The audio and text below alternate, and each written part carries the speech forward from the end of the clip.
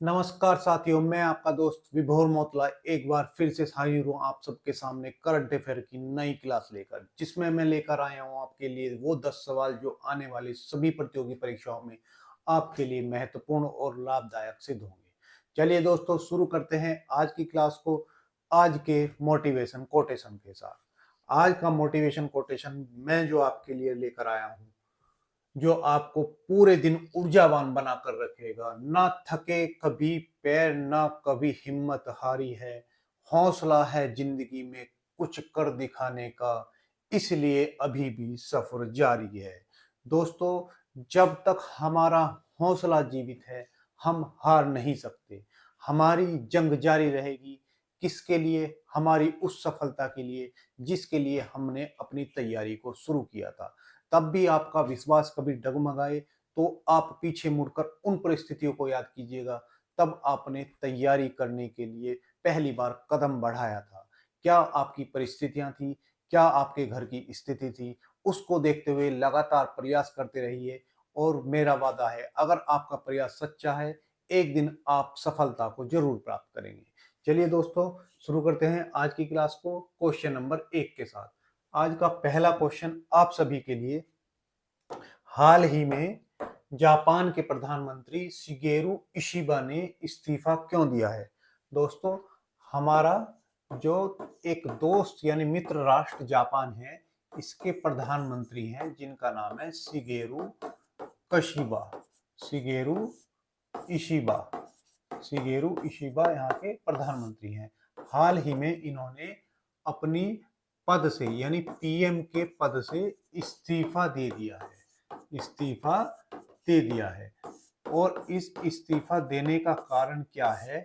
कि इनका कारण है कि जो पार्टी में फूट है, इनके पद पे रहने का कारण पार्टी में फूट पड़ गई थी, फूट पड़ गई। और उस फूट को रोकने के लिए इन्होंने अपने पद से इस्तीफा दे दिया है, रोकने के लिए दिया है। यानी इनका कहना है कि भाई अगर मेरे पद पर रहते हुए पार्टी में फूट पड़ती है तो इससे अच्छा है कि मैं अपने पद से इस्तीफा दे दूं। भारतीय दलों की तरह नहीं, जहां भारत में एक व्यक्ति को बचाने के लिए पूरी पार्टी को दांव पर लगा दिया जाता है, ऐसे ही जापान में इसके एकदम उलट क्या हुआ है कि पार्टी को बचाने के लिए एक आदमी ने अपने पद से इस्तीफा दे दिया है। अब इसका कारण क्या रहा? इनके पद पर इस्तीफा देने का कारण क्या रहा? यहाँ पर हम एक बात नोट करेंगे कि अभी हमारे जो पीएम मोदी जी हैं, प्रधानमंत्री मोदी जी जापान की यात्रा किए थे। कहाँ पर? जापान की यात्रा पर गए।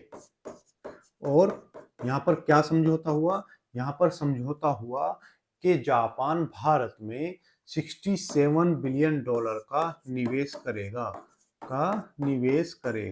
ठीक है, इस बात को हम नोट करेंगे। और आप इस कहानी में ये ध्यान रखेंगे कि कितने डॉलर का निवेश करने की बात हुई है। ये $67 बिलियन का निवेश करने की बात जापान ने भारत में की है। अब इतने निवेश के बाद हम कह रहे हैं कि जापान हमारा मित्र दोस्त है। अब बात करते हैं इनके इस्तीफे की। इनके इस्तीफे का कारण जो है वो है अपने चच्चा ट्रंप। चच्चा ट्रंप ने जैसे ही सब देशों पर टैरिफ लगाए, उसी बीच ट्रंप ने जापान पर भी टैरिफ की घोषणा की। और टैरिफ की घोषणा कितने परसेंट की? उन्होंने 24% लगाने की घोषणा की। टैरिफ में लगाते हुए यूएसए के जो राष्ट्रपति हैं डोनाल्ड ट्रंप, उन्होंने कहा कि जापान को अगर हमारे साथ व्यापार करना है तो उसे हमें 24% टैक्स चुकाना होगा। अब इसी को देखते हुए जापान की जनता में रोष है। जापान की जनता को गुस्सा है कि ट्रंप के टैरिफ के सामने जो यहाँ के प्रधानमंत्री हैं शिगेरू इशिबा, ये झुक गए। और इसी झुकने के कारण उनके खिलाफ एक नकारात्मक माहौल तैयार होता चला गया।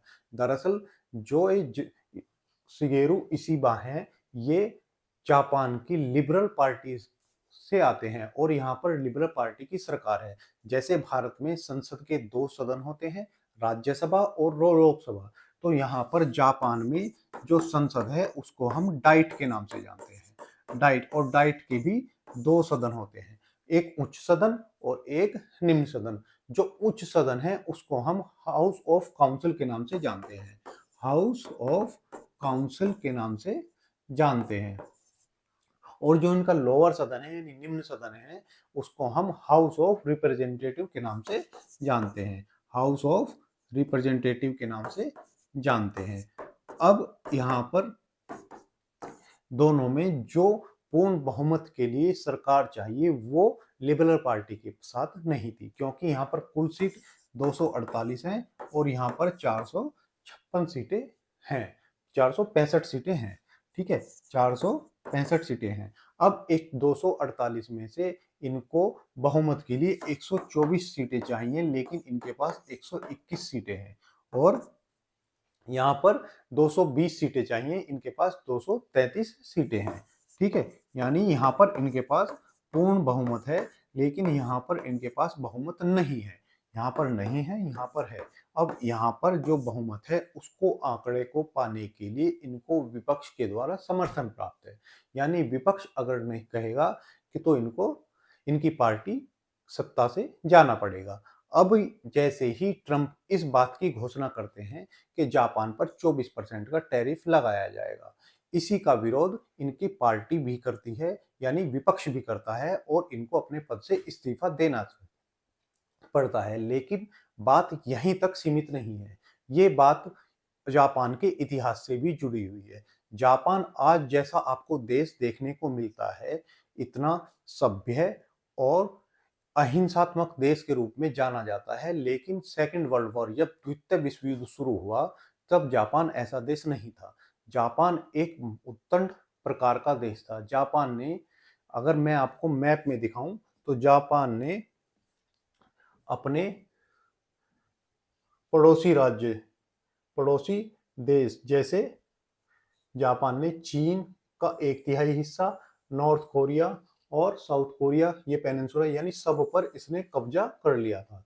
यानी सबको इसने अपना गुलाम बना के रखा। इधर से जर्मनी और इधर से जापान दोनों अपने विस्तारवादी नीति के लिए जाने जाते थे।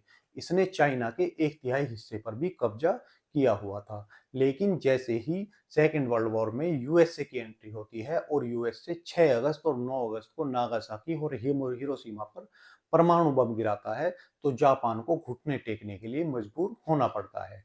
अब जापान जो सेकेंड वर्ल्ड वॉर में घुटने टेक चुका था और इतनी बर्बादी देख चुका था, तो वह अपनी नीति में एकदम बदलाव लाता है और वो एकदम 180 डिग्री अपनी नीति को शिफ्ट कर देता है। जापान यहाँ से निशस्त्रीकरण की ओर बढ़ता है, यानी वो हथियार को नहीं रखने की एक नीति की ओर बढ़ता है। ना ही वो सेना रखेगा, ना ही हथियार रखेगा, वो सिर्फ विकास पर ध्यान देगा। और इसी बीच यूएस जो परमाणु बम जापान पर गिराता है, वो दोस्ती का हाथ बढ़ाता है। लेकिन जैसा कि कहते हैं यूएस की दोस्ती और दुश्मनी कोई भी अच्छी नहीं है, वैसा ही एक बार फिर से जापान के साथ हुआ।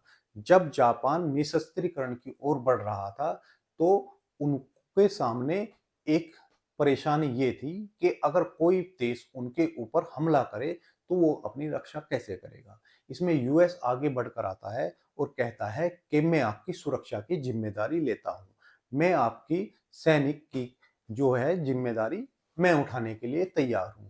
इसी बीच जापान और यूएस के बीच एक दोस्ती का संबंध बन जाता है। जैसे जैसे जापान आगे बढ़ता रहा उसकी अर्थव्यवस्था भी आगे बढ़ती रही और देखते ही देखते सेकेंड वर्ल्ड वॉर के बाद से अब तक जापान चौथी सबसे बड़ी अर्थव्यवस्था बनकर निकला। लेकिन विकास की इस दौड़ में जैसे ही जापान आगे निकलता गया तो उसने अपने जो जीवन के मूल्य थे उनको पीछे छोड़ दिया, यानी उसकी जो जनसंख्या थी घटने लगी। जो प्रतिस्थापन दर आज की जनसंख्या को आगे बनाने के लिए जरूरी होती है वो होती है 2.1, लेकिन उससे घटकर उसकी प्रतिस्थापन दर लगभग 1 के पास आ गई, यानी जापान की जनसंख्या नीचे गिरने लगी। अब बूढ़ी होती हुई जनसंख्या जापान की अर्थव्यवस्था को आगे बढ़ाने में सक्षम नहीं थी, इसीलिए जापान की अर्थव्यवस्था धीरे धीरे नीचे गिरने लगी। अब जैसे ही उस मैंने बताया कि जापान ने सेकेंड वर्ल्ड वॉर में नॉर्थ कोरिया और साउथ कोरिया पर भी अपना कब्जा किया हुआ था, तो नॉर्थ कोरिया नाम का एक देश जो चाइना का पाला हुआ एक पिट्ठू है। वो नॉर्थ कोरिया जापान के ऊपर कभी भी मिसाइल दाग देता है, यानी उसके क्षेत्र में मिसाइल कभी भी गिरा देता है। तो इससे जापान को अपनी सुरक्षा की के प्रति खतरा उत्पन्न होता है। यहाँ पर यूएस भी कुछ नहीं कर पाता, क्योंकि यूएस भी किसी भी देश से डायरेक्ट कॉन्फ्लिक्ट में जाने से डरता है। इसी बीच दोबारा से जापान कहता है कि मैं अपनी सैनिक इकट्ठा करूंगा और अपनी सेना का निर्माण करूंगा, यानी इस क्रम में जापान यूएस से दूर जाता है। आप यूएस की शक्ति का इस बात से अंदाजा लगा सकते हैं कि यूएस ने अपने दुनिया में अर्थव्यवस्था के साथ साथ सैनिक अड्डों की क्षमता को भी इतना बढ़ा लिया है कि उसके कई देशों में अपने सैन्य अड्डे हैं। जापान में उसके अभी भी एक समय में 75,000 से ज्यादा सैनिक उपस्थित होते हैं, जो जापान की सुरक्षा की गारंटी करते हैं। लेकिन ऐसा होता नहीं है, क्योंकि नॉर्थ कोरिया जब मन करता है उसके ऊपर से मिसाइल टेस्ट कर लेता है। इसको देखते हुए जापान ने अपनी नीति में पिछले कुछ दिनों में बदलाव किया और उसने अपनी सेना रखने का फैसला किया। ये बात यूएसए को हजम नहीं हुई। इधर यूएसए में डोनाल्ड ट्रंप की सरकार आती है। जैसे ही डोनाल्ड ट्रंप आते हैं तो वो सभी देशों पर टैरिफ की घोषणा करते हैं। इसी में जापान पर भी 24% के टैरिफ लगाए जाते हैं। जापान जो यूएस का दोस्त मित्र दोस्त राज्य देश था, उस पर भी 24% की घोषणा की जाती है। जहां भारत पर 25%, ऐसे ही जापान पर 24% की टैरिफ की घोषणा की जाती है। इन टैरिफ के बीच जापान को यह भी धमकी दी जाती है कि अगर जल्दी से वो भारत यूएस के साथ डील नहीं करेगा तो 24% से टैरिफ को 35% कर दिया जाएगा। यानी जो सामान बिकने अमेरिका में जापान का जाएगा, उसको 24 या से 35% के बीच में टैक्स देना होगा। अगर जापान की अर्थव्यवस्था की बात करें तो जापान की अर्थव्यवस्था में 8% वो गाड़ी बेचकर कमाता है, और वो 8% जो है उसमें से ज्यादातर उसकी गाड़ियां यूएसए में बेची जाती हैं। यानी जापान की अर्थव्यवस्था को ये एक बड़े आकार का धक्का था।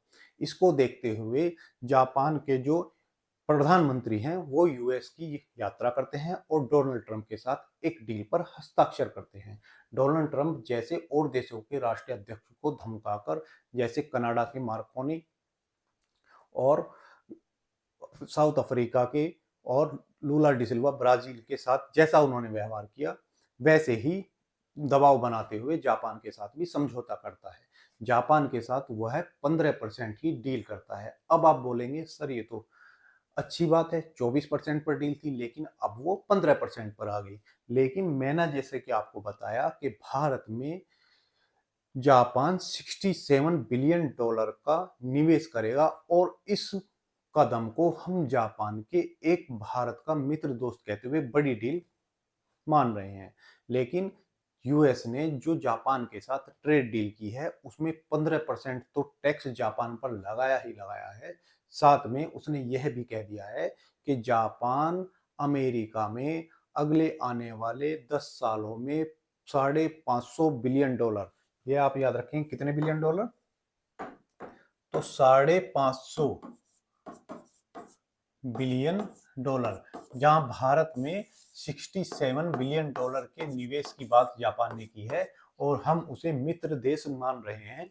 जापान अमेरिका ने जापान से $550 बिलियन की निवेश की डील हासिल कर ली। साथ ही अमेरिका ने कहा कि अमेरिका की गाड़ियों के लिए जापान अपने बाजार को खोलेगा, यानी जो जापान अपनी गाड़ी अमेरिका में बेचने के लिए जाना जाता था, अब अमेरिका से गाड़ी खरीदेगा। साथ ही जैसा कि दबाव भारत पर अमेरिका बनाना चाह रहा था कि वो अपने बाजार को वहां की जो जेनेटिकली मॉडिफाइड फसलें हैं उनके लिए खोल दे, ऐसा ही दबाव बनाते हुए जापान पर यूएस ने वहां अमेरिका के चावल को जापान के मार्केट में बेचने के लिए भी समझौता कर लिया। यानी एक तरह से देखा जाए तो ये जापान के लिए किया गया एक दबावपूर्ण समझौता है। इसी को देखते हुए वहां की जनता में रोष था, जापान की जनता में रोष हुआ, और उन्होंने सर प्रधानमंत्री पर दबाव बनाया, जिसके के कारण उन्हें अपनी सत्ता से या अपने पद से इस्तीफा देना पड़ा। लेकिन इस इस्तीफे का अब क्या फायदा है, अगर डील से पहले दिया गया इस्तीफा होता तो जनता उन्हें याद करती कि उन्होंने अपने पद से इस्तीफा दे दिया, लेकिन जापान को झुकने नहीं दिया। लेकिन इसीबा अभी समझौता कर चुके हैं और तब उसके बाद इस्तीफा दे रहे हैं, यानी उसको इतिहास में एक झुके हुए प्रधानमंत्री के तौर पर अब देखा जाएगा। अब देखना होगा कि जापान की आने वाली सरकार क्या इस ट्रेड समझौते से बाहर निकलने का दम रखती है, क्या इतनी हिम्मत कर पाती है जैसा कि जापान पहले यानी सेकंड वर्ल्ड वॉर के दौरान था। तो मैंने आपको पूरी कहानी इसकी बताई। चलिए अब हम जानते हैं जापान के बारे में। जापान जो 4 महाद्वीपों पर बसा है। इसके प्रमुख महाद्वीप कौन से हैं? होकाइडो, होन्शु, होन्शु इसका सबसे बड़ा महाद्वीप है। क्यूशु, शिकोको और क्यूशु, शिकोको और क्यूशु, ये 4 इसके महाद्वीप हैं। ठीक है, तो 4 महाद्वीप है। होन्शु इसका सबसे बड़ा महाद्वीप है, सबसे बड़ा महाद्वीप है, और यहाँ पर ही इसकी राजधानी टोक्यो है। टोक्यो इसकी राजधानी है, और जापान की जो मुद्रा है उसका नाम येन है। येन यहाँ की मुद्रा है। अगर बात करें यहाँ के सबसे ऊंचे पर्वत की, तो यहाँ का सबसे ऊंचा पर्वत माउंट फ्यूजी है। माउंट फ्यूजी जो एक ज्वालामुखी पर्वत है, ज्वालामुखी पर्वत है। ठीक है, तो ये पूरी जानकारी। यहाँ की संसद को मैंने आपको बताया ही, डाइट के नाम से जाना जाता है। यहाँ की संसद को हम डाइट के नाम से जानते हैं। तो ये हुआ जापान। अगर हम जापान के उत्तर में चलते हैं तो यहाँ पे आपको डॉट डॉट डॉट करके कुछ द्वीप मिलेंगे, और उनको हम क्यूरिल द्वीप के नाम से जानते हैं। और क्यूरिल द्वीप का विवाद किस किस के बीच है? तो क्यूरिल द्वीप विवाद रूस और जापान के बीच है। कभी आपसे कोई पूछे कि क्यूरिल द्वीप विवाद किन 2 देशों के बीच है, तो जापान और रूस के बीच है। जापान की अवस्थिति देखें तो प्रशांत महासागर में स्थित है। प्रशांत महासागर में स्थित कौन सा देश है? तो जापान है। ठीक है, ये हमारा प्रशांत महासागर, और इसमें ही स्थित है जापान। चलिए, तो ये तो हमारा क्वेश्चन नंबर 1। अब देखते हैं हम रिवीजन के कुछ क्वेश्चन। हाल ही में भारत का तिरंगा सिएटल के किस प्रसिद्ध स्थल पर पहली बार फहराया गया? दोस्तों, सिएटल जो यूएसए का एक प्रांत है, उसमें भारत का तिरंगा पहली बार किस जगह फहराया गया?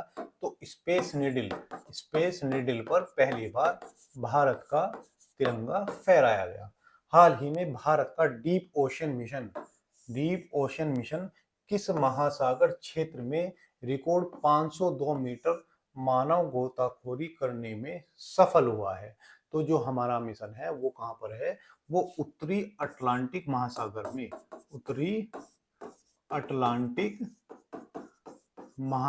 में हमने क्या किया है? 5002 मीटर यानी 5 किलोमीटर तक जाने का हमने गोता लगाने का रिकॉर्ड दर्ज किया है। हाल ही में डीप ओशन मिशन के तहत मानव गोताखोरी की अधिकतम रिकॉर्ड गहराई क्या रही? तो ये जैसा कि आप ऊपर देखा 5002 मीटर रही है।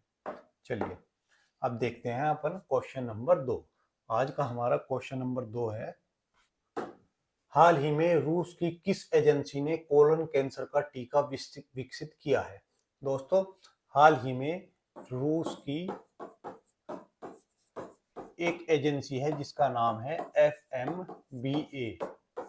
क्या नाम है? FMBA यानी फेडरल मेडिकल बायोलॉजिकल एजेंसी। तो इसकी फुल फॉर्म क्या है? फेडरल मेडिकल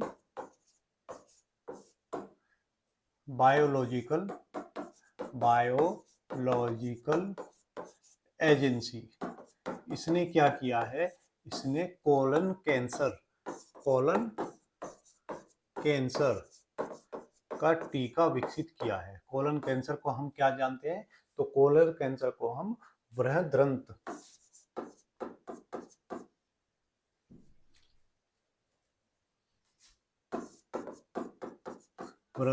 कैंसर यानी बड़ी आंत का कैंसर, इसको हम बड़ी आंत का कैंसर के रूप में जानते हैं, कैंसर के रूप में जानते हैं।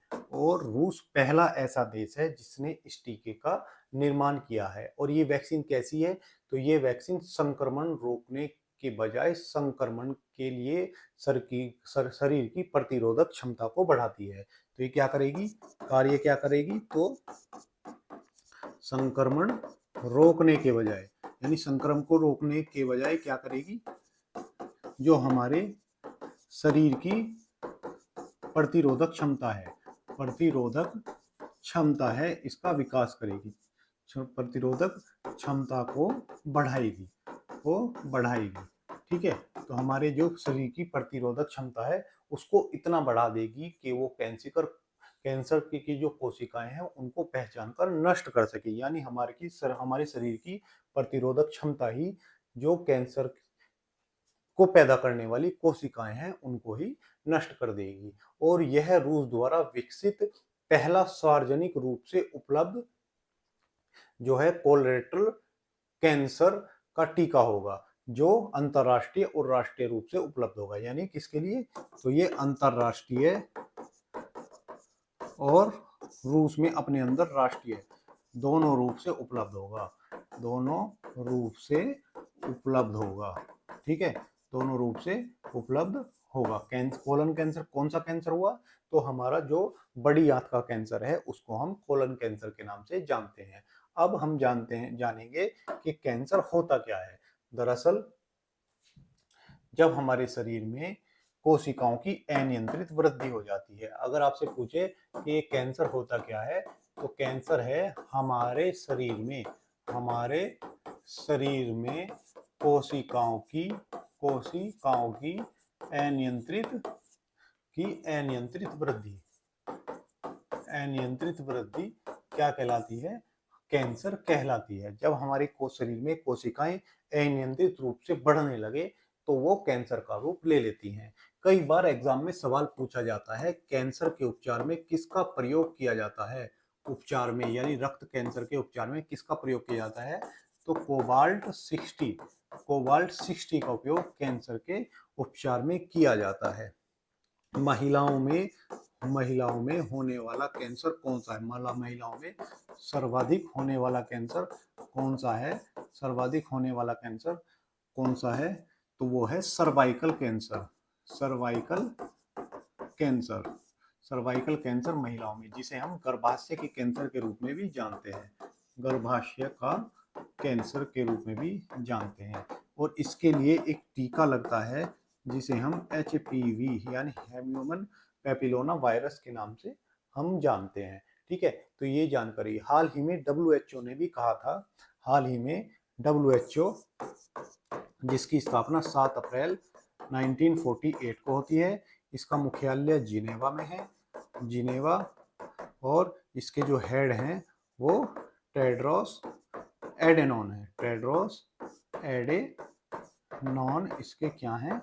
हेड हैं। और 7 अप्रैल को हम विश्व स्वास्थ्य दिवस मनाते हैं, ठीक है। इसने कहा कि फेफड़ों से प्रत्येक वर्ष 1.08 मृत्यु हो जाती है, यानी ठीक है कितनी? तो WHO का कहना है कि फेफड़ों के कैंसर के कारण प्रति वर्ष 1.08 मिलियन मृत्यु होती हैं। यानी जो हमारे फेफड़ों के कैंसर के कारण इतनी सारी मृत्यु हो जाती है। चलिए, तो किसने किया है? तो रूस की जो FMBA एजेंसी है उसने इसका निर्माण किया है। अब बात करें रूस की, तो पृथ्वी पर उपस्थित क्षेत्रफल में सबसे बड़ा देश कौन सा है? तो ये रूस है, ठीक है। तो पृथ्वी पर उपस्थित सबसे बड़ा देश रूस है। ये यहाँ यूरोप से शुरू होकर कहां पर? और इधर अमेरिका तक फैला हुआ है, ठीक है। ये 2 हिस्सों में है, इसका एक हिस्सा यूरोप में और एक हिस्सा एशिया में आता है। इसका पूर्वी हिस्सा एशिया में है, तो वहीं इसका पश्चिमी हिस्सा यूरोप में है। इसको जो यूरोप और एशिया में बांटने वाली पर्वतमाला है वो कौन सी है? तो यूराल पर्वत इसको एशिया और यूरोप में विभाजित करता है। ठीक है, अब बात करें रूस की, तो रूस की राजधानी क्या है? तो मॉस्को है। मॉस्को यहाँ की राजधानी है। यहाँ की मुद्रा यानी इनकी यहाँ की करेंसी क्या है? तो यहाँ की करेंसी रूबेल है। रूबेल यहाँ की करेंसी है। यहाँ के जो राष्ट्रपति हैं वो व्लादिमीर पुतिन है। तो यहाँ के राष्ट्रपति कौन है? तो राष्ट्रपति पुतिन है। ठीक है, पुतिन है। और रूस का संघर्ष हाल ही में किसके साथ जारी है?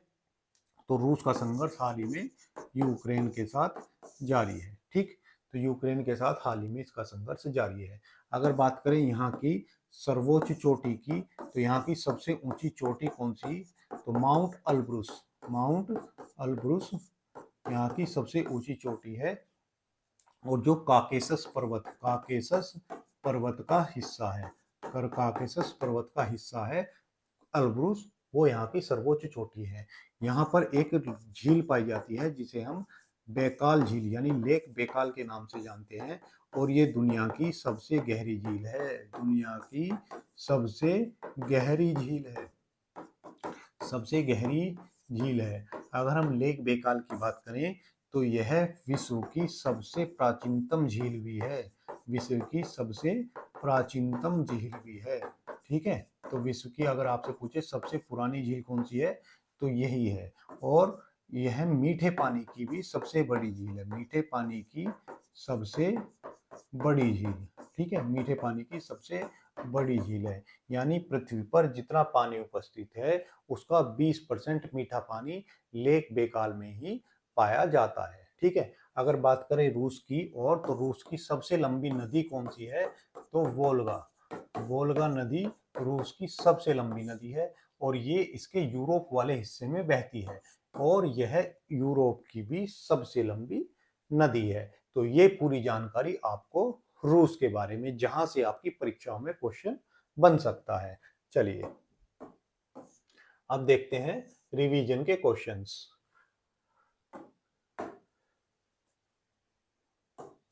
तो आज के आपके रिवीजन के क्वेश्चंस, हाल ही में फॉक्सकॉन ने किस भारतीय शहर में आईफोन 17 का उत्पादन करना शुरू कर दिया है? तो यानी शुरू करेगा तो बेंगलुरु में इसका उत्पादन शुरू किया जाएगा।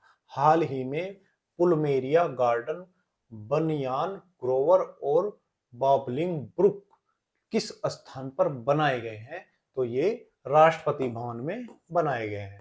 राष्ट्रपति भवन में बनाए गए हैं। ठीक है, हमारा राष्ट्रपति भवन किस पहाड़ी के पर स्थित है? ये आप मुझे कमेंट बॉक्स में लिखकर बताएंगे। किस पर्वतमाला की किस पहाड़ी पर हमारा राष्ट्रपति भवन स्थित है? हाल ही में एशियाई open short track speed skating trophy 2025 Bharat के किस स्थान पर आयोजित होगी? तो ये भारत में देहरादून में आयोजित किया जाएगा। देहरादून के जो महाराणा प्रताप स्पोर्ट्स कॉलेज है वहां पर इसका आयोजन किया जाएगा। चलिए अब देखते हैं आज का तीसरा क्वेश्चन। आज का तीसरा क्वेश्चन आप सभी के लिए, आज का तीसरा क्वेश्चन आप सभी के लिए, हाल ही में कैमल इंटरनेशनल अवार्ड 2025 किसको प्रदान किया गया है? दोस्तों अभी एक समारोह का आयोजन दुबई में किया गया। दुबई में आयोजित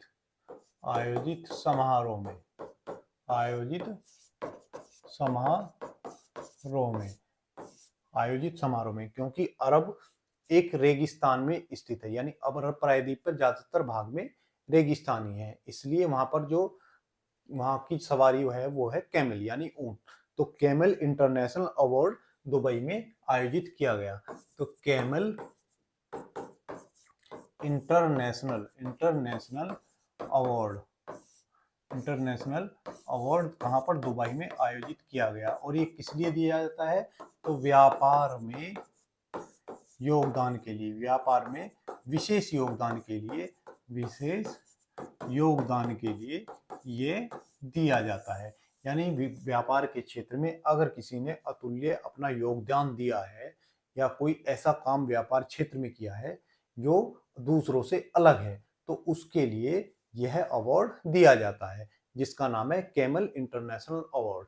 और ये कैमल इंटरनेशनल अवार्ड जो है, ये अरेबियन वर्ल्ड रिकॉर्ड द्वारा दिया जाता है। ये किसके द्वारा दिया जाता है? तो इसको देने वाली संस्था कौन सी है? देने वाली संस्था, इसका नाम है अरेबियन, इसका नाम है अरेबियन वर्ल्ड रिकॉर्ड संस्था। अरेबियन वर्ल्ड रिकॉर्ड द्वारा दिया जाता है। ठीक है, तो ये अरेबियन वर्ल्ड रिकॉर्ड द्वारा दिया जाता है। इस बार इस समारोह का आयोजन कहाँ पर हुआ? तो समारोह का आयोजन दुबई में आयोजित किया गया। इसको प्रदानकर्ता कौन है, यानी इस बार इसको किसके द्वारा दिया गया है? तो यहाँ पर इसको देने वाले जो व्यक्ति हैं वो है शेख मातर बिन, शेख मातर बिन, शेख मातर बिन हवदनैन अल कतेवी, हवदैन अल खतेबी, यानी एक 4 5 6 लोगों का नाम मिलाकर एक नाम बनाया गया। इनके द्वारा इसको प्रदान किया जाएगा। ये चेयरमैन है शाहजहां कुवैत कैमल रैंकिंग के। किसके? तो ये चेयरमैन है शाहजहां कैमल रेसिंग के, कैमल रेसिंग के ये चेयरमैन है। इनके द्वारा ये अवार्ड दिया जाएगा। ठीक है, किस क्षेत्र का अवार्ड है? तो ये हमारे यहाँ पर किसका? व्यापार क्षेत्र का अवार्ड है। और किसको दिया गया है? तो ये भारतीय यूनिस को दिया गया है। ये कौन है? यानी NRI है, यानी नॉन रेजिडेंस इंडियन है, यानी ये भारतीय हैं जिनको इस बार ये अवार्ड दिया जा रहा है। ठीक है, तो ये हो गया हमारा क्वेश्चन नंबर 3। अब बात करें यूएई की, तो यूएई कहाँ पर स्थित है? तो यूएई को, तो ये हो गए हमारे 4 5 6 नाम को जोड़कर जो एक नाम बनता है वो वाले व्यक्ति। और ये हैं हमारे अहमद जी, यूनिस अहमद जी को ये अवार्ड दिया गया। अब बात करते हैं हम यूएई की। तो भारत के अगर हम पश्चिम में चलें, भारत के पश्चिम में, ये हमारा प्यारा भारत हुआ। अगर हम इसके पश्चिम में चलते हैं तो यहाँ पर पड़ता है अरब प्रायद्वीप। और अरब प्रायद्वीप में ये आपको छोटा सा जो निकला हुआ दिख रहा है क्षेत्र, इसको हम यूएई के नाम से जानते हैं, जिसको हम संयुक्त अरब अमीरात के नाम से जानते हैं। इसकी राजधानी आबू धाबी है, आबू धाबी इसकी राजधानी है। और यहाँ की जो मुद्रा यानी करेंसी है उसका नाम है दिरहम, दिरहम यहाँ की मुद्रा है। ठीक है, तो आबू धाबी जो अपने क्या है, यहाँ पर टूरिस्ट पैलेस के लिए जाना जाता है। दुबई में लोग बहुत घूमने जाते हैं। संयुक्त अरब अमीरात 7 अमीरातों से मिलकर बना है। और ये 7 अमीरात कौन कौन से हैं? तो ये 7 अमीरात हम देख लेते हैं। जैसे पहला हो गया दुबई, दूसरा शारजहां, दुबई हुआ, शारजहां हुआ, और इसके बाद Dubai, शारजहां, Abu Dhabi, Abu Dhabi हुआ। चौथा इसका हुआ अजमान, चौथा अजमान, यानी इन 7 के द्वारा ये मिलकर बना हुआ है। पांचवा फुजेरा, तो आप याद रखें 5वां फुजेरा है। और जो छठा है वो रास और खमे है, तो आप खमेह के नाम पर से भी जान सकते हैं। और 7वां जो है उसका नाम है कुनैन, तो ये 7 अमीरातों द्वारा मिलकर यूएई का निर्माण होता है। ठीक है, अमीरात का मतलब छोटे छोटे राज्य, यहाँ राजाओं को अमीरात के नाम से जाना जाता है। हाल ही में पुतिन और ट्रंप दोनों मिले। ट्रंप ने क्या कहा कि मैं यूक्रेन और रूस के बीच जो युद्ध है उसको तुरंत से खत्म करा दूंगा। तो इन दोनों के सम्मेलन का आयोजन किस सैन्य अड्डे पर किया गया? तो इनका जो आयोजन है वो एल्मे ड्राफ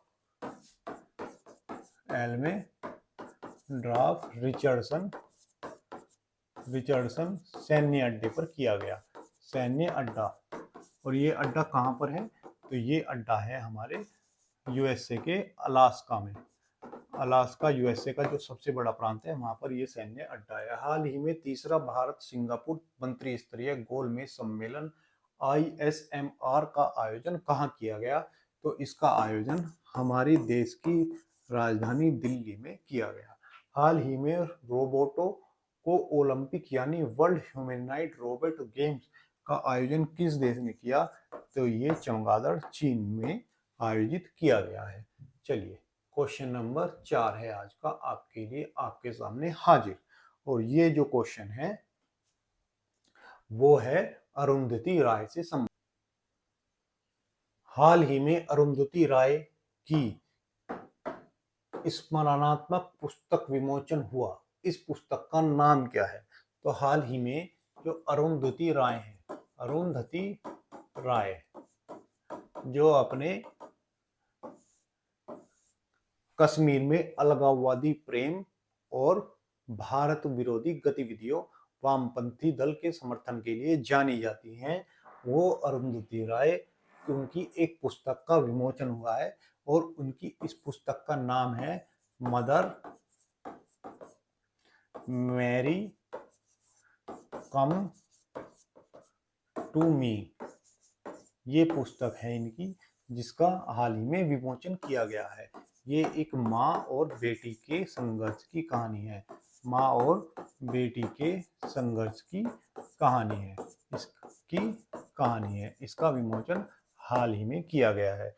अरुंधति राय, जो इनका एक फेमस उपन्यास है वो है the God of small things, जिसके लिए इनको बुकर पुरस्कार मिला है। बुकर पुरस्कार मिला है, यानी ये एक ऐसी पुस्तक है जिसको बुकर पुरस्कार द्वारा सम्मानित किया गया है। अरुंधति राय, जिनकी पुस्तक है the God of small things, ठीक है। और इसके साथ ही इसकी जो ये पुस्तक आई है, इसका प्रकाशन किसने किया है? तो इसका प्रकाशन करने वाली जो संस्था है वो पेंगुइन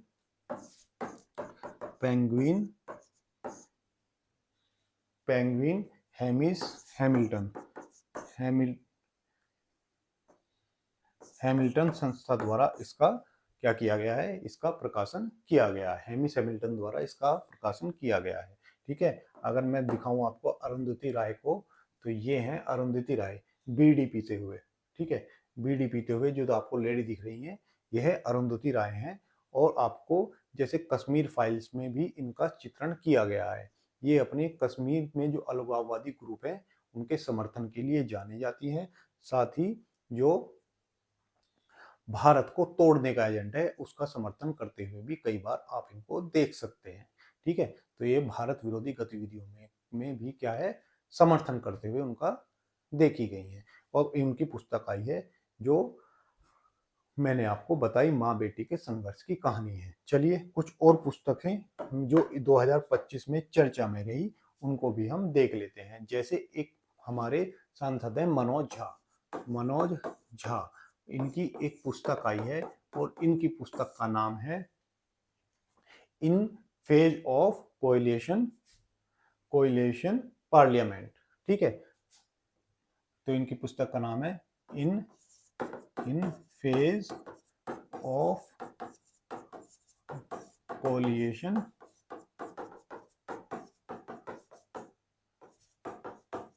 ये इनकी पुस्तक हुई, ठीक है। किसकी है? तो मनोज झा की है। वहीं कंचन चक्रवर्ती की जस्टिस डिनाइड जस्टिस लास्ट, तो कंचन चक्रवर्ती की पुस्तक आई जिसका नाम था जस्टिस डिनाइड जस्टिस लास्ट, ये इनकी पुस्तक रही। वहीं डी.वाई.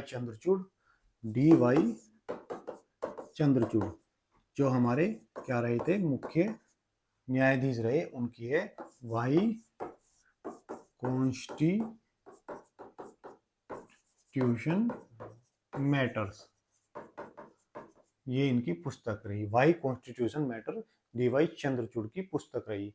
द कौशिक, जो एक कौशिक जी हैं, उन्होंने एक पुस्तक का विमोचन किया यानी पुस्तक लिखी, और जो आर कौशिक है इनकी पुस्तक का नाम है द राइज ऑफ हिटमैन। ये इनकी पुस्तक अभी हाल ही में चर्चा में रही। और साथ ही राम माधव, जिनकी पुस्तक the new world of 21 century, Ram Madhav जो एक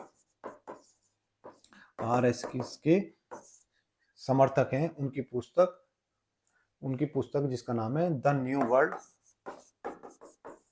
new world 21st century, the new world 21st century global order of India, global order of India. तो ये कुछ पुस्तक 2025 में जो हाल ही में चर्चा में रही, वो मैंने आपको इधर लिखवा दी। चलिए आगे देखते हैं आपके आज के रिवीजन के चौथे क्वेश्चन के बाद के क्वेश्चंस। तो ये है, हाल ही में एसबीआई ने किस वर्ग के लिए बिना गारंटी 4 लाख तक का ऋण शुरू किया है? तो जो हमारे अग्निवीर हैं, अग्निवीरों के लिए ये शुरुआत किसने की है? तो आरबीआई ने की है। हाल ही में एसबीआई ने नए नियम के अनुसार 15 अगस्त 2025 से 1,50,000 के ऑनलाइन एमपीएस पर कितना शुल्क लगाने की घोषणा की? तो 6। हाल ही में श्रीलंका के 6 दिवसीय भारतीय सिनेमा महोत्सव किस विश्वविद्यालय परिसर में शुरू किया गया है? तो ये जो इनका त्रिकोमाली परिसर है, त्रिकोमाली परिसर में इसका आयोजन किया गया। चलिए आगे देखते हैं आज का क्वेश्चन नंबर 5। आज का क्वेश्चन नंबर 5 है, हाल ही में यूएस ओपन पुरुष एकल का विजेता कौन बना? तो दोस्तों, जैसा कि हम जानते हैं टेनिस में 4 ग्रैंड स्लैम होते हैं। कितने? 4 टेनिस के 4 ग्रैंड स्लैम होते हैं। कितने? 4। जिसमें से साल के शुरुआत में ऑस्ट्रेलियन ओपन, उसके बाद हमें देखने को मिलता है फ्रेंच ओपन, उसके बाद हम यूके में यानी यूनाइटेड किंगडम में विंबलडन देखते हैं, और उसके बाद साल का अंतिम ग्रैंड स्लैम जिसे हम यूएस ओपन के नाम से जानते हैं। ठीक है, तो ये 4 ग्रैंड स्लैम अभी किसके? टेनिस के होते हैं। जिसमें सबसे पुराना जो ग्रैंड स्लैम है वो कौन सा है? विंबलडन है। इसकी शुरुआत 1877 में हुई। उसके बाद यूएस ओपन 1881 में शुरू हुआ। उसके 10 साल बाद फ्रेंच ओपन 1891 में, और सबसे नवीनतम जो ग्रैंड स्लैम है वो 1905 में ऑस्ट्रेलिया में शुरू होता है। ऑस्ट्रेलिया और यूएस, ये दोनों ग्रैंड स्लैम हार्ड कोर्ट पर खेले जाते हैं। ठीक है, यानी सीमेंटेड कोर्ट पर खेले जाते हैं। वहीं फ्रेंच में मिट्टी वाले कोर्ट पर, और विंबलडन घास वाले मैदान पर खेला जाता है। तो कई बार एग्जाम में क्वेश्चन बनता है कि ये किस ग्राउंड पर खेले जाते हैं। अभी यहाँ पर यूएस ओपन आयोजित किया गया, और यूएस ओपन जो आयोजित किया गया, इसका आयोजन कहाँ पर हुआ है? तो इसका आयोजन आर्थर एस स्टेडियम में। तो यूएस ओपन कहाँ पर आयोजन हुआ इसका? तो इसका आयोजन हुआ है Arthur S stadium, Arthur S stadium. और ये कहाँ पर है? तो ये न्यूयॉर्क में है। न्यूयॉर्क यूएसए में इसका आयोजन किया गया है। न्यूयॉर्क जिसे हम गगनचुंबी इमारतों के शहर के नाम से भी जानते हैं। और न्यूयॉर्क किस नदी के किनारे है? तो यह हडसन नदी के किनारे है। ठीक है, इसको हम बिग एप्पल या गगनचुंबी इमारतों के शहर के नाम से हम जानते हैं। यूएस ओपन का आयोजन यहाँ पर किया गया, और इस बार जो इसमें पुरुष विजेता रहे, पुरुष विजेता वो कौन रहे? तो इसमें कार्लोस अल्कराज विजेता बने। तो कौन बने? तो कार्लोस अल्कराज यहाँ पर विजेता बने। और ये कहाँ के हैं? तो ये स्पेन के हैं। और इन्होंने किसको हराया? तो इन्होंने जैनिक सिनर को हराया।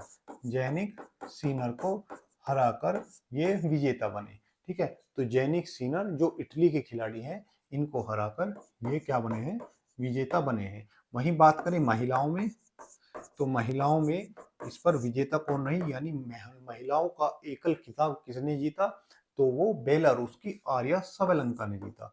आर्यन सबेलेंका ने जीता। और ये कहाँ की हैं, तो ये बेलारूस की खिलाड़ी आर्यन सबेलेंका ने ये खिताब अपने नाम किया। लगातार दूसरी बार जीतने वाली ये खिलाड़ी बनी है, यानी यूएस ओपन को जीत लगातार दूसरी बार इन्होंने अपने नाम किया है। इन्होंने किसको हराया है, तो इन्होंने यूएसए की अमांडा को हराया है। किसको हराया, अमांडा यूएसए को इन्होंने सीधे सेट में हरा दिया है। तो ये हुआ हमारा यूएस ओपन के बारे में। अगर मैं बात करूं कि साल का जो पहला ग्रैंड स्लैम था, इस बार 2025 में इसके विजेता कौन रहे, तो इसके विजेता जेनिक सिनर रहे। तो जेनिक सिनर इसके विजेता रहे। और इसमें महिला विजेता कौन रही, तो मैडिसन किज इसकी महिला विजेता रही। यानी साल का पहला ग्रैंड स्लैम और साल का अंतिम ग्रैंड स्लैम इन्होंने हारा। पहला जीतने के बाद जेनिक सिनर अंतिम हार गए। वहीं जो हमारा फ्रेंच ओपन है, इसके विजेता कार्लोस अलकराज रहे। कार्लोस अलकराज इसके विजेता रहे, ठीक है। और इसकी जो महिला विजेता कोको गॉफ रही। कोको गॉफ इसकी महिला विजेता रही। अगर बात करें विंबलडन, तो विंबलडन जेनिक सिनर ने जीता। जेनिक सिनर ने विंबलडन का खिताब अपने नाम किया। वहीं महिलाओं में विंबलडन जीतने वाली ईगा स्वेटेक रही। ईगा स्वेटेक जीतने वाली खिलाड़ी रही।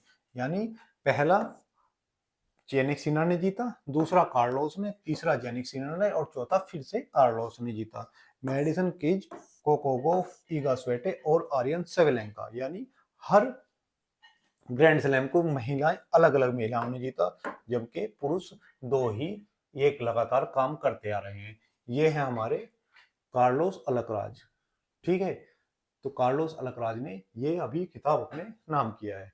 चलिए, पुरुषों का खिताब किसके नाम हुआ, तो पुरुषों का एकल खिताब कार्लोस अलकराज जो स्पेन के हैं, जेनिक सिनर इटली को हराकर इन्होंने ये खिताब जीता है। वहीं महिला एकल का खिताब किसने जीता, तो आर्यन सबेलेंका जो बेलारूस की हैं, इन्होंने अमांडा इनिशिमोवा को हराया जो अमेरिका की खिलाड़ी हैं। वहीं बात करें पुरुष युगल, यानी जहां पर दो पेयर खेलते हैं पुरुषों के, उसमें मार्शल गोर्सिनियर और हाराशियो जेबालोस स्पेन और अर्जेंटीना के खिलाड़ी हैं। इन्होंने ग्रेट ब्रिटेन के खिलाड़ियों को हरा दिया है। महिलाओं युगल की बात करें तो गैब्रियल डोब्रस्की और एरियन रूटक्लिफ कनाडा और न्यूजीलैंड के खिलाड़ी हैं, जिन्होंने चेक गणराज्य और अमेरिका की खिलाड़ियों को हराया। वहीं मिश्रित युगल, यहाँ पर पुरुष और महिला दोनों पेयर बनाकर खेलते हैं। उसमें सारा ईरानी और आंद्रिये बाबा सोरी इटली की खिलाड़ी,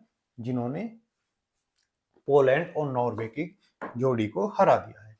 तो ये था हमारा साल का लास्ट ग्रैंड स्लैम, जिसे हम यूएस ओपन के नाम से जानते हैं, ठीक है। चलिए अब देखते हैं रिवीजन के क्वेश्चन आज के। हाल ही में मिस यूनिवर्स इंडिया 2025 का खिताब किसने जीता है, तो मानिका विश्वकर्मा ने ये खिताब जीता। तो किसने जीता, तो मानिका विश्वकर्मा इस खिताब को अपने नाम करने वाली खिलाड़ी बनी है। विश्व फोटोग्राफी दिवस हर साल किस दिन मनाया जाता है, तो ये 19 अगस्त को मनाया जाता है, ठीक है। 19 अगस्त को हम गाना गाते हैं कि खींच मेरी फोटो, ठीक। हाल ही में दुबई अंतर्राष्ट्रीय हवाई अड्डे पर इमिग्रेशन काउंटर की जगह किस तकनीक पर आधारित की गई है। मैंने आपको बताया था कि दुबई में एक ऐसा गलियारा बनाया गया है जो एआई पर आधारित होगा, और वहां पर आपको अपना पासपोर्ट दिखाने की जरूरत नहीं है। वो आपको फेस को स्कैन कर कर बता देगा कि ये अपराधी कहीं शर्मा जी तो नहीं है, ठीक है। चलिए अब चलते हैं अपने क्वेश्चन नंबर 6 की ओर। हाल ही में भारत ने विश्व तीरंदाजी चैंपियनशिप 2025 में किस स्पर्धा में स्वर्ण पदक जीता है, ठीक है। तो किस स्पर्धा में जीता, तो हमने अभी पुरुष कंपाउंड टीम में स्वर्ण पदक जीता है, ठीक है। तो अभी 7 सितंबर 2025 को 7 सितंबर 2025 25 को जो भारत की तीरंदाजी टीम है वो गई थी कहां पर, विश्व कप, विश्व तीरंदाजी तीरंदाजी चैंपियनशिप खेलने। और ये चैंपियनशिप का आयोजन कहाँ हुआ, तो ये चैंपियनशिप का आयोजन हुआ है दक्षिण कोरिया में, यानी दक्षिण कोरिया इसका आयोजन करा रहा है। और दक्षिण कोरिया में भी कहाँ इसका आयोजन हुआ है, तो हम याद रखेंगे गुआंजू स्थान पर इसका आयोजन हुआ है। अब इस तीरंदाजी विश्व चैंपियनशिप में भारत ने पहली बार गोल्ड जीता है। तो किसने, पुरुष कमांड टीम ने स्वर्ण अपने नाम किया, स्वर्ण पदक जीता है। ठीक है, स्वर्ण पदक जीता। अब इसमें कौन कौन खिलाड़ी थे, तो इसमें 3 खिलाड़ी थे जिनके नाम आप याद रखेंगे। तो एक थे ऋषभ यादव एक खिलाड़ी हैं। दूसरे खिलाड़ी जो रहे वो थे अमन सैनी इसके दूसरे खिलाड़ी। और जो इनके तीसरे खिलाड़ी थे उनका नाम था प्रथमेश यहाँ के तीसरे खिलाड़ी। तो इन तीनों खिलाड़ी ने तीरंदाजी विश्व चैंपियनशिप में स्वर्ण पदक पर जीतकर इतिहास रचा है। चलिए, तो ये है हमारे तीनों खिलाड़ी और कह रहे हैं कि पुष्पा नहीं झुकेगा। ठीक है, तो पुष्पा नहीं झुका और स्वर्ण पदक लेकर ही माना। ठीक है, सोना पुष्पा को पसंद है, हमारे शर्मा जी को सोना पसंद है, इस पुष्पा को सोना पसंद है। दोनों सोनों में अंतर है। ठीक है, हमारे शर्मा जी को स्लीप वाला सोना पसंद है, यानी सोते रहना पसंद है, और इनको सोना जीतना यानी गोल्ड जीतना पसंद है। ठीक, तो चलिए, हाल ही में डॉक्टर जितेंद्र सिंह के अनुसार भारत किस वर्ष तक स्वदेशी अंतरिक्ष स्टेशन स्थापित कर लेगा। तो हमने अभी वादा किया है कि 2035 में अंतरिक्ष में भी अपना घर होगा। हम अपना घर जमीन पे नहीं बना पा रहे।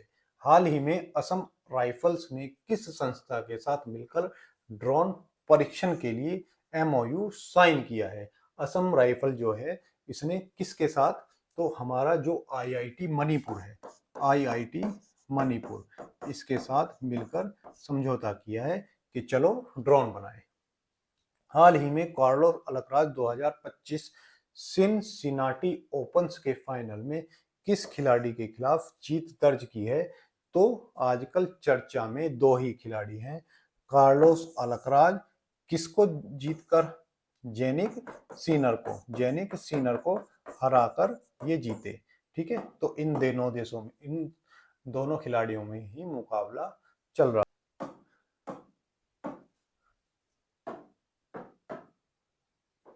हाल ही में लेविज ने किसे अपना नया ब्रांड एम्बेसडर नियुक्त किया है।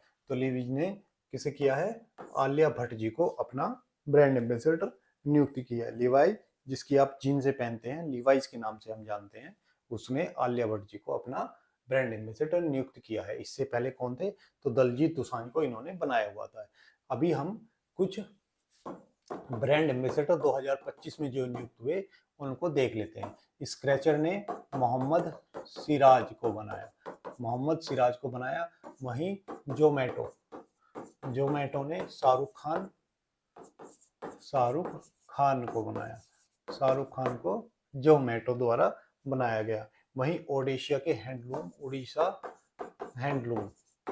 ओडिशा हैंडलूम के लिए ब्रांड एम्बेसडर किसे, तो माधुरी दीक्षित को बनाया गया। तो माधुरी दीक्षित को उड़ीसा ने अपने हैंडलूम के लिए बनाया गया।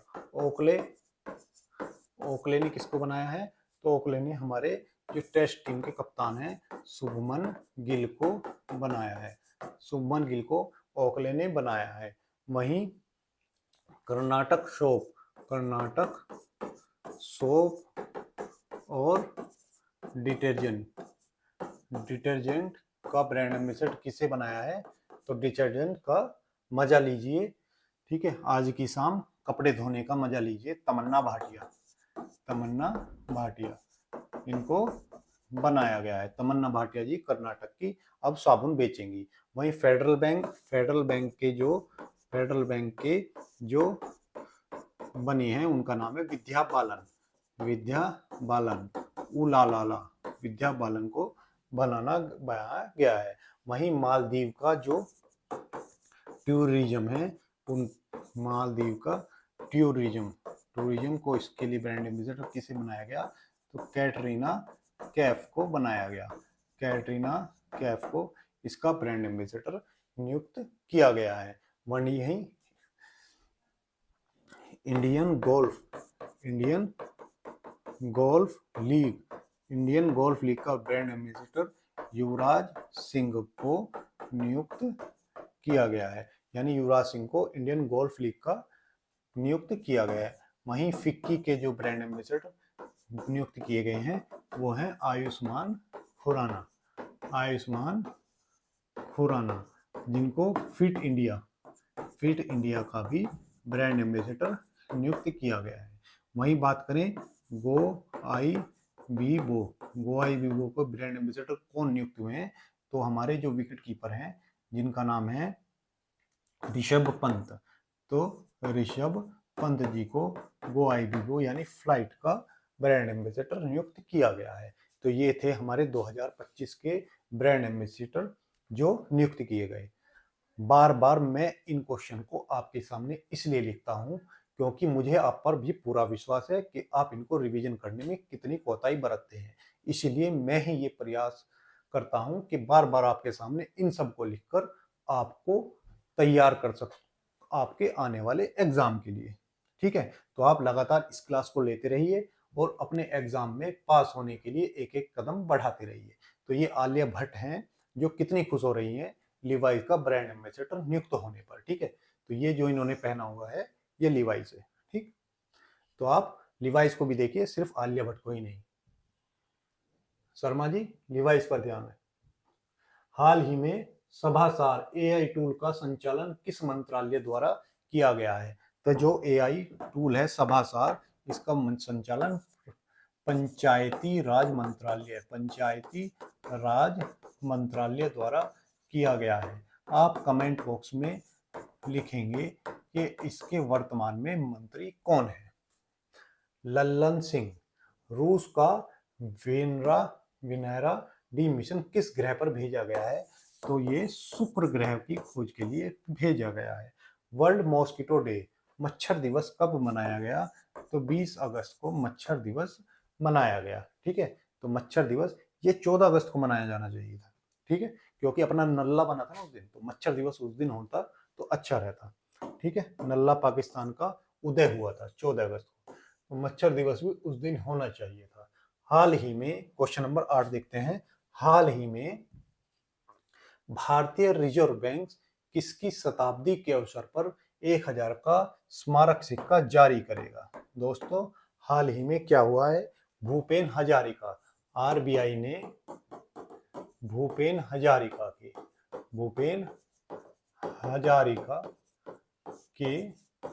100वें शताब्दी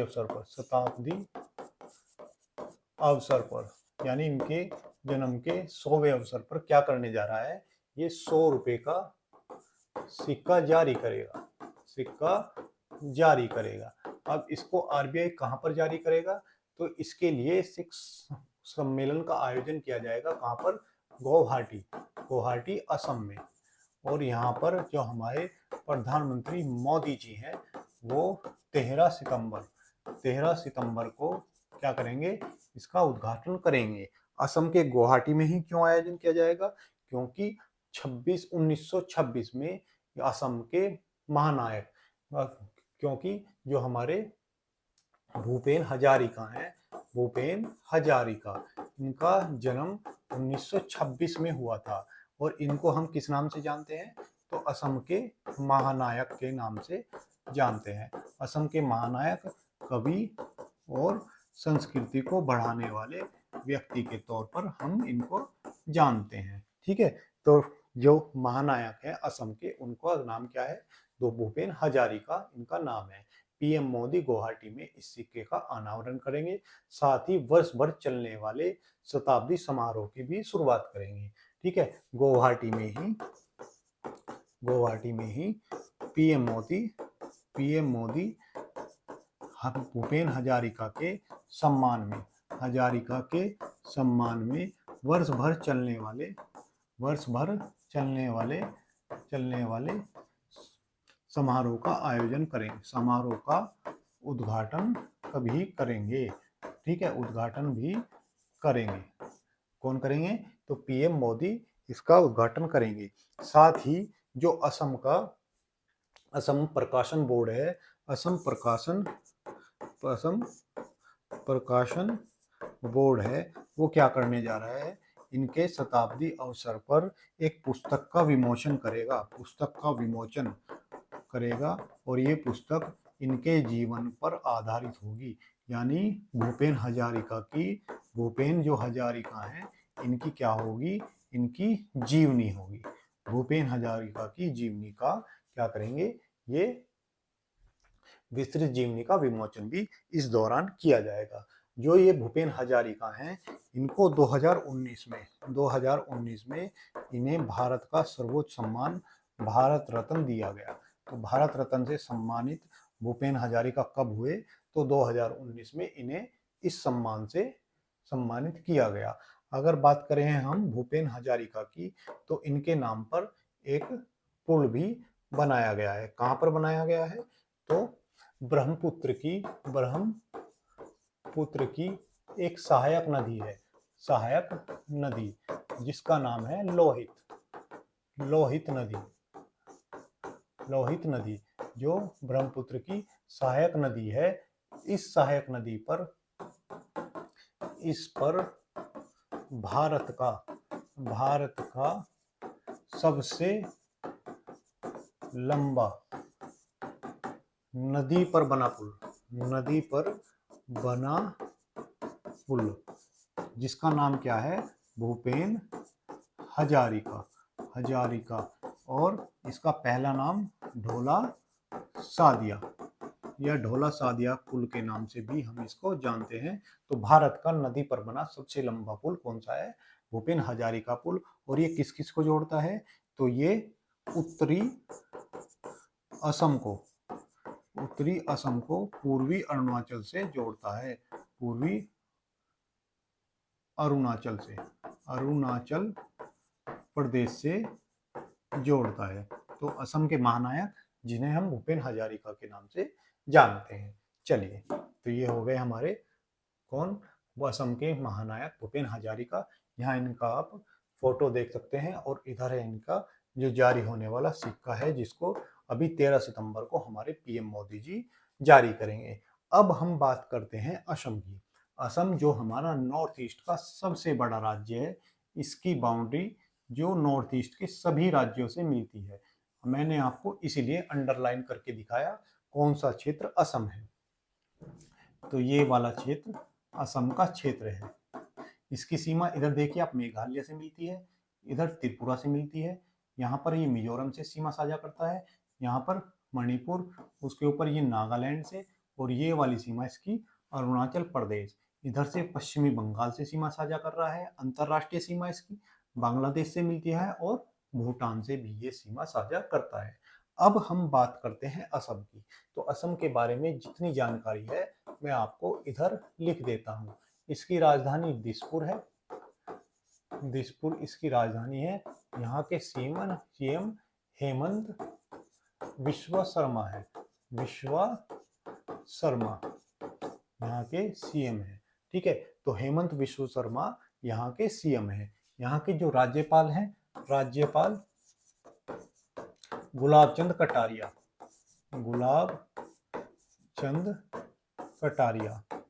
क्या है? तो यहाँ के राज्यपाल हैं। ठीक है, अगर बात करूं मैं असम की लोकसभा सीट, राज्यसभा सीट और यहाँ की विधानसभा सीट कितनी कितनी है, तो यहाँ की जो लोकसभा सीट है उनकी संख्या है 14 यहाँ की लोकसभा सीट है। राज्यसभा सीट यहाँ 17 है। यानी जिन सांसदों को हम चुनते हैं वो 14 हैं और राज्यसभा के सांसद जो हैं वो 7 हैं। वहीं जो मुख्यमंत्री के चुनाव के लिए सीटें हैं यानी विधानसभा सीट, वो 126 सीटें यहाँ पर उपस्थित हैं। ठीक है, अब बात करें यहाँ के नेशनल पार्क की। नेशनल पार्क जो यहाँ पर हैं तो वो कौन कौन से हैं, तो Manas national park, Raimona national park, Dibru Saikhowa, Dibru Saikhowa Manas, Nameri Nameri, Orang Orang, और एक सींग के गैंडे के लिए जाने जाने काजीरंगा, जो एक सींग के गैंडे के लिए प्रसिद्ध है। काजीरंगा, रायमोना, मानस, डिब्रू साइखोवा, ओरांग, कामेंग, ठीक है। और उसके बाद कौन सा है, तो देहांग पटकई ओरांग, देहांग पटकई, देहांग देहिंग पटकई, तो ये यहाँ के नेशनल पार्क। अभी वो कौन सा बचा है, मानस, नामेरी, काजीरंगा, डिब्रूगढ़ साइखोवा, ओरांग, देहांग पटकई, ठीक है। तो ये यहाँ के नेशनल पार्क हुए।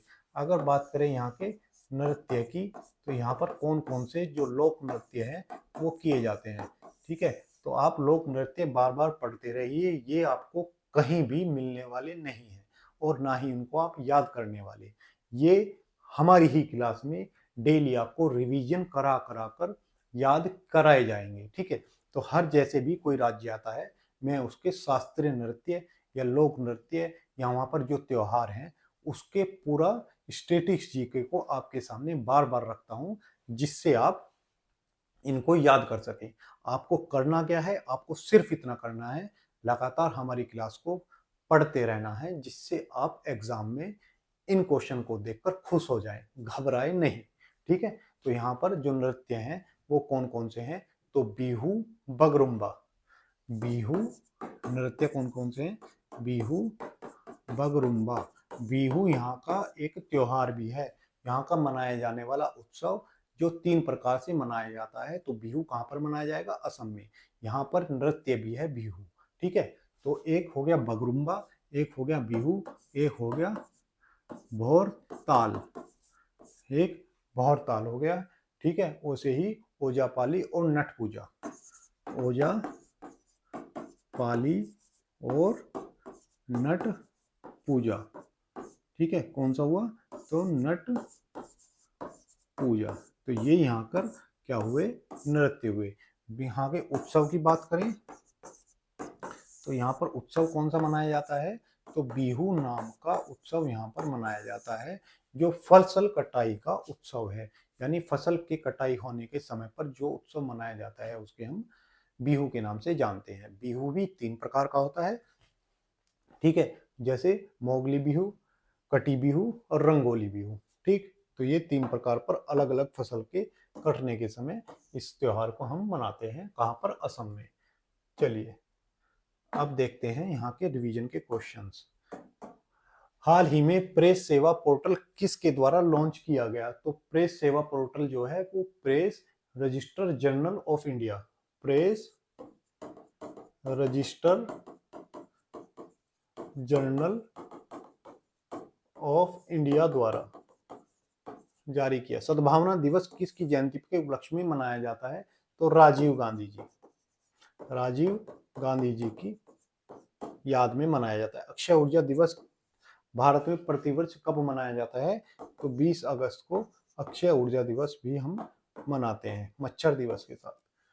क्वेश्चन नंबर 5, हाल ही में हीरो मोटरकॉर्प्स के नए सीईओ किसे नियुक्त किया गया है, तो हीरो मोटरकॉर्प्स के जो नए सीईओ बनाए गए हैं वो हर्षवर्धन चितले को बनाया गया है। हर्षवर्धन चितले को अभी हीरो मोटरकॉर्प्स का बनाया गया है। कल मैंने आपको बताया था टी से कल्याणी, टी से कल्याणी किस पद पर नियुक्त हुई हैं, तो ये हमारे CGA महालेखा नियंत्रक के पद पर नियुक्त हुई हैं। वहीं TCS के AI जो इकाई है, जो हमारी TCS कंपनी है, इसकी जो AI इकाई स्थापित हुई है, इसका CEO किसे नियुक्त किया गया है, तो इसका CEO अमित कपूर जी को नियुक्त किया गया है, अमित कपूर जी को नियुक्त किया गया है। हाल ही में मैंने कल आपको बताया कि यूएई में हमारे राजदूत कौन नियुक्त हुए, राजदूत कौन है, तो अमित मित्तल जी राजदूत नियुक्त हुए हैं, ठीक है। अमित मित्तल जी को यहाँ पर राजदूत नियुक्त किया गया है। वहीं अरिजित पटेल को, जो हमारे उर्जित पटेल जी हैं, जो आईएमएफ में कार्यकारी निर्देशक के रूप में नियुक्त किए गए हैं। तो ये हाल ही में कुछ महत्वपूर्ण नियुक्ति हुई, वो मैंने आपको सामने रख दी है। तो ही मोटर कॉर्प्स के अभी कौन बने हैं, ये बनाए गए हैं। चलिए, हाल ही में भारतीय रेलवे किस स्थान पर पहली बार पटरियों के बीच रिमूवेबल सोलर पैनल सिस्टम स्थापित करेगा? तो ये बनारस में होने वाला है, वाराणसी में हो जाएगा। ऑनलाइन गेमिंग विधेयक 2025 के तहत भारत में किस प्रकार के गेम्स को पूरी तरह से प्रतिबंधित कर दिया गया है? तो रियल मनी गेम, यानी जो सट्टा लगता था, उनको बंद कर दिया गया है। हाल ही में वन फ्रीजन पासपोर्ट योजना किस देश के शहर में शुरू की गई है? तो ये दुबई में शुरू की गई है। ठीक है, दुबई में शुरू किया गया है। चलिए, क्वेश्चन नंबर 10 और आज का अंतिम क्वेश्चन आपके लिए। हाल ही में कोकिच अकूजा, हाल ही में क्या है, कोकिच अकूजा की उम्र कितनी थी जब उन्होंने माउंट फ्यूजी की चढ़ाई की? माउंट फ्यूजी जो जापान की सर्वोच्च चोटी है, जापान की सर्वोच्च चोटी।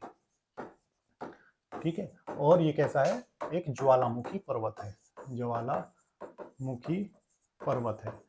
तो एक व्यक्ति इस पर हाल ही में इन्होंने चढ़ाई की, और इनकी उम्र कितनी है? तो 102 वर्ष की उम्र में इन्होंने चढ़ाई की है। आप इनकी फोटो देख सकते हैं। ठीक है, जहां हमें जवानी में भी जोश नहीं, इनका जोश बुढ़ापे में भी खत्म होने का नाम नहीं ले रहा। ये जापान के एक पर्वतारोही हैं जिन्होंने 102 साल की उम्र में एक सर्वोच्च चोटी को फतह किया है। तो दोस्तों, ये थी हमारी आज की क्लास, जिसमें हमने करंट अफेयर के 10 सवालों के साथ स्टैटिस्टिक्स जीके तथा उससे जुड़े हुए तमाम सवालों को पढ़ा। आशा करते हैं हमारा ये प्रयास आपको पसंद आया होगा। अगर आपको पसंद आया हो तो कृपया वीडियो को लाइक अवश्य करें। जानने से पहले अपने दोस्तों के साथ साझा भी करें। आज के लिए इतना ही। नमस्कार।